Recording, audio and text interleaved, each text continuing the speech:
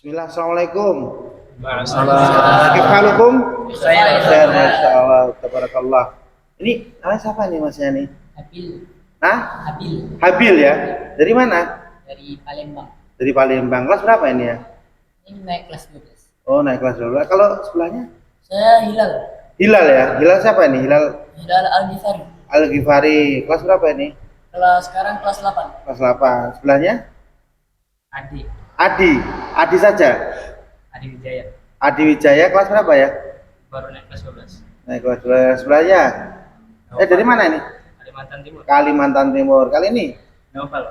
Novel siapa? Novel Kayanataya. Noval Reyanata Reyanata, ya. Dari mana? Palembang. Palembang. Itu Galuh ya. Kalau yang sebelahnya siapa? Satir. Satir. Dari mana? Dari Kalimantan Timur. Kalimantan Timur ya. Palembang? Ke Palembang ah. Balikpapan. Nama lengkapnya? Satir Adil Minamo. Satir Adil Minamo. Ini sebelahnya? Faiz. Faiz siapa? Ahmad Faiz Setiawan. Ahmad Faiz Setiawan. Dari mana nih? Dari Palu. Dari Palu. Masya Allah. Ini Mas siapa nih? Nugroho dari Klaten, Jawa Tengah. Mas Nugroho, masya Allah ya, belajar di pesantren. Sahalallah murukum, semua dimudahkan urus kalian. Ya, dan betul-betul karena orang tua kan masukkan ke pesantren untuk menjadikan anak soleh, ya kan. Kalau ada masalah-masalah sedikit apa-apa, ya dimusyawarahkan.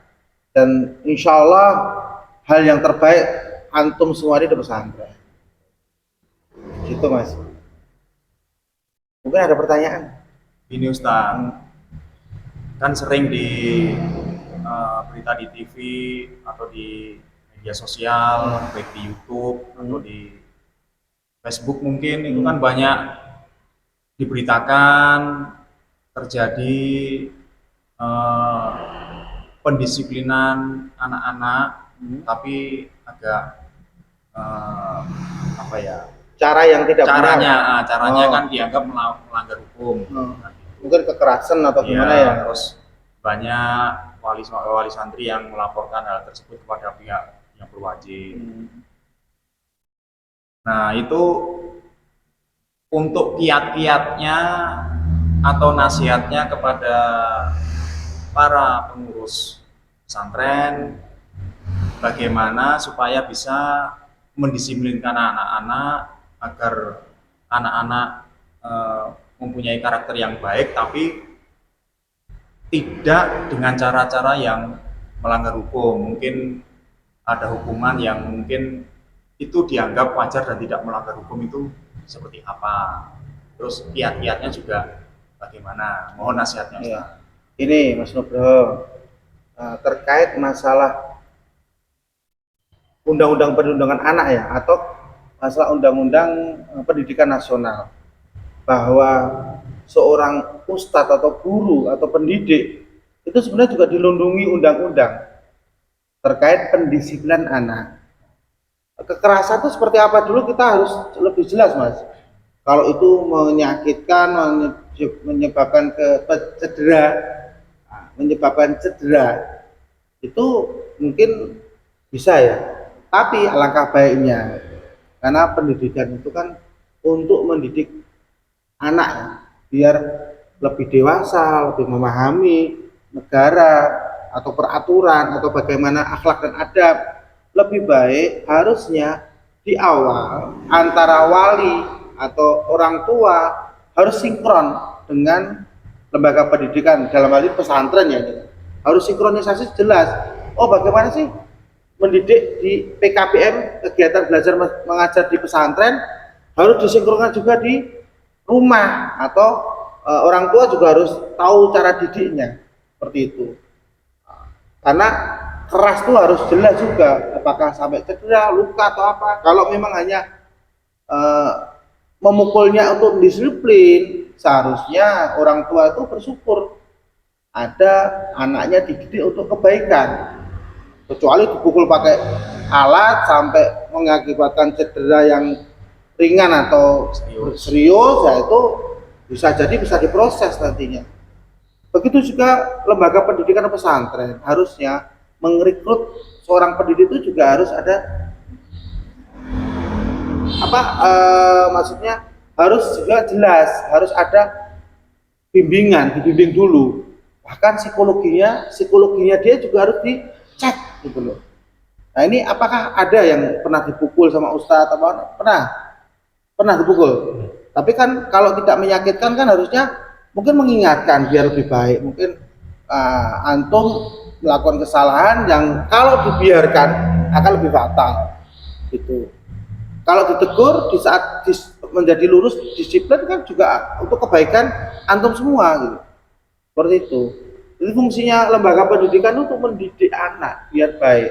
Kalau ada cara didik yang kurang tepat, baiknya dibicarakan dulu atau paling tidak klarifikasi.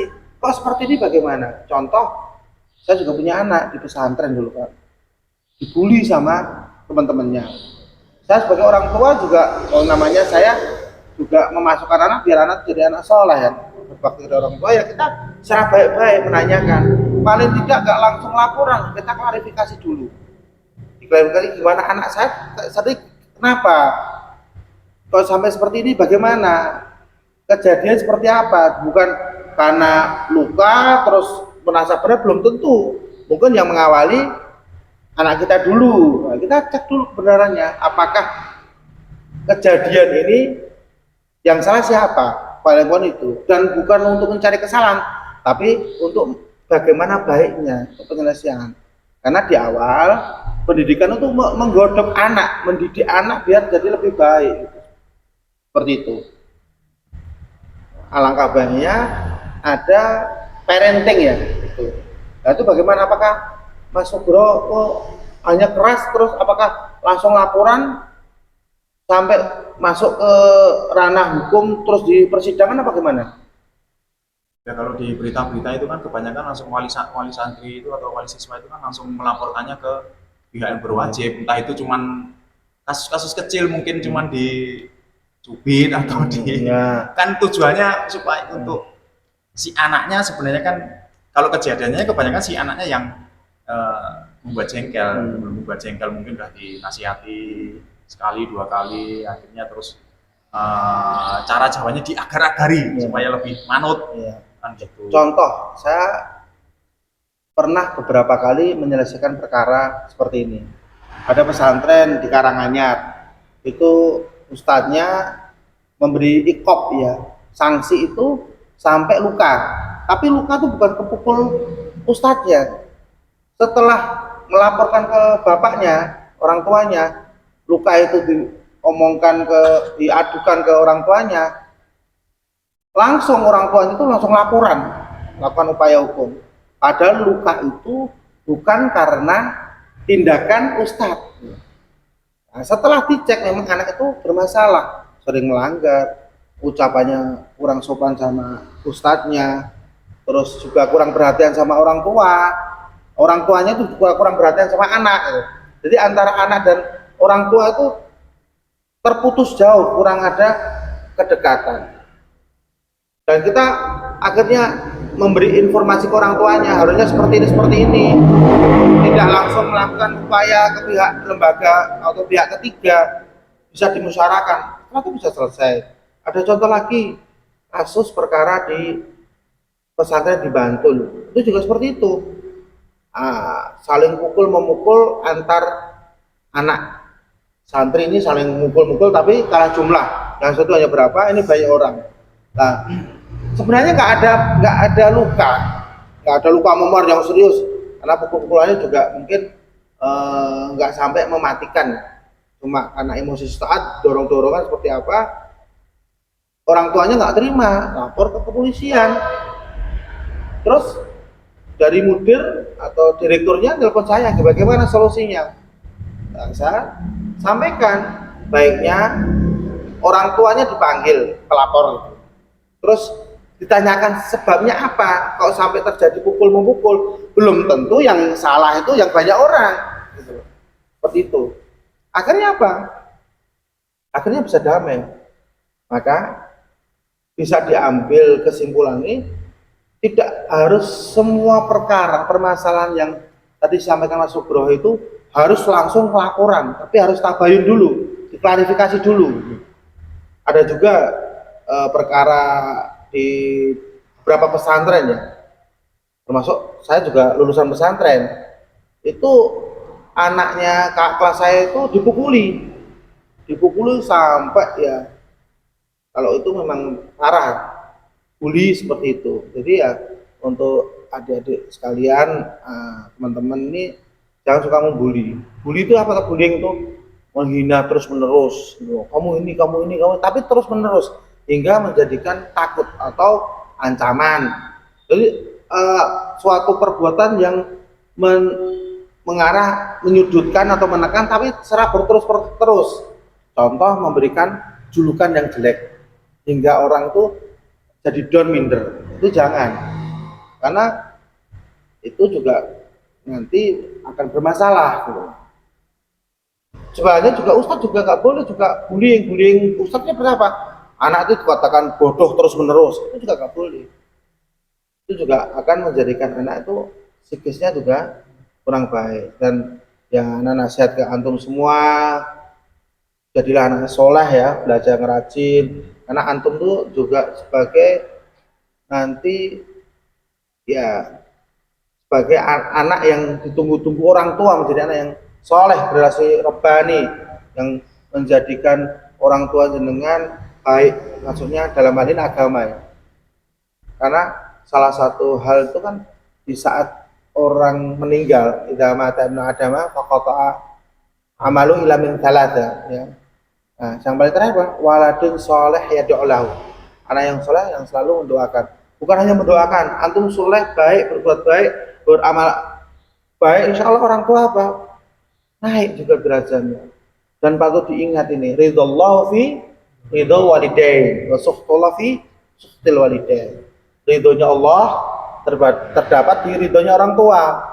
Jadi cari ridho orang Allah itu dengan mudah, dengan antum kalau liburan berbakti, kalau ke rumah mungkin orang tua bapak dipijetin atau ya apalah, diperlakukan, dimuliakan, karena ke depan antum juga akan berkeluarga, menikah, punya anak, punya tanggung jawab, apalagi seorang laki-laki.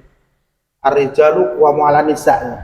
Seorang laki-laki lebih diutamakan ya daripada perempuan. Jadi sebagai pemimpin nanti ke masa depan, punya anak ya, sebagai kepala rumah tangga yang harus menafkahi anak. Kalau antum saat ini berbakti kepada orang tua, maka anak-anak antum insya Allah juga akan berbakti seperti itu. Ini nggak pulang ya berarti? Nggak pulang. Ya masya Allah lah. Ya, orang tua ditelepon, apalagi ibu pasti kangen. Bu, bagaimana kabar? Semoga panjang umur. Atau ibu panjang umur, sehat. Nah, seperti itu. Mungkin bisa dipahami ya Mas Nugro, dan semoga antum semua diridai Allah, sallallahu alaihi wasallam, dimudahkan urusan dunia akhirat insyaallah, dan nanti lulus menjadi rijal qawi, anak laki-laki atau lelaki yang kuat dalam agama, dalam segala hal ya, dan dibanggakan orang tua. Apalagi kalau yang sudah hafid ya, antum hafid Quran 30 juz ya, antum belum berapa juz ini? 4 juz, ya mau hafal lagi, antum berapa? 9, masya Allah antum? 10. Oh masya Allah lebih, ini udah 10, antum berapa? Baru 2 ya, bismillah antum? Oh masya Allah, semoga bismillah berkhair. Mungkin itu ya, insya Allah baik, dan semangat belajar, jadilah anak yang soleh tadi yang disampaikan hadis tadi kan, anak soleh yang selalu berbakti kepada orang tuanya, selalu mendoakan orang tuanya. Anak laki-laki itu milik orang tua sampai kita meninggal. Jazakallah khair. Wassalamualaikum warahmatullahi wabarakatuh. Waalaikumsalam.